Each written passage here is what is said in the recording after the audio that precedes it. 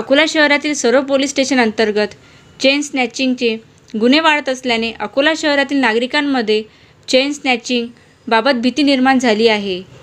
Chain snatching करणारे गुन्हेगार भर दिवसा रस्त्यावरील महिलांना आपला निशाणा बनवित आहे।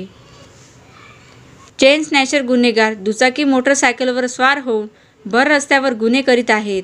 अशा गुन्हेगारीला आळा घालण्याकरिता अकोला शहर वाहतूक नियंत्रण शाखेने चेन स्नॅचिंग रोखण्याकरिता विशेष मोहीम राबवून रस्त्यावर संशयास्पद वाहने चालविणारे टवाळखोर व्यक्ती यांची वाहन चालक परवाना व वाहनाची इतर कागदपत्रांची तपासणी करण्याकरिता अकोला शहरातील सर्व रस्त्यावर विशेष मोहीम राबवून व वेगवेगळे पथक तयार करून संशयास्पद वाहनांचा घेतला करण्यात येत आहे। या विशेष मोहीम दरम्यान एकूण 27 संशयास्पद वाहनांना तपासणी करून वाहने डिटेन करण्यात आली आहे। विलास पाटील, पोलीस निरीक्षक, शहर वाहतूक शाखा, अकोला।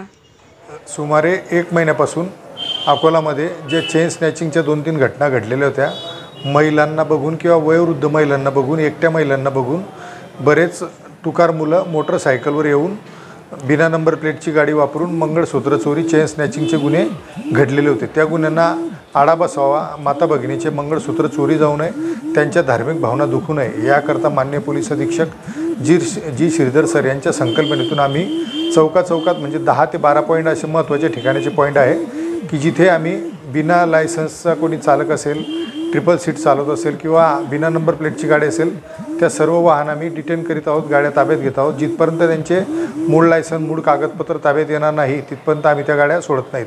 असे दररोज आम्ही जवळजवळ 40 ते 50 टुकार जे मुलं असतात 25 ते 30 वयोगटातील त्यांच्या गाड्या जप्त करीत आहोत। त्यामध्ये जे काही सायलेन्सर बदलून चालतात, नंबर प्लेट बदलून चालतात, अशा गाड्या डिटेन करायचं प्रमाण हे जास्तीत जास्त आहे। त्याचा पाठीमागील उद्देश फक्त महिलांचं मंगळसूत्र चोरी जाऊ नये आणि वयोवृद्ध लोकांना त्रास होऊ नये ही त्या पाठीमागील ट्रॅफिक पोलिसांची भूमिका आहे।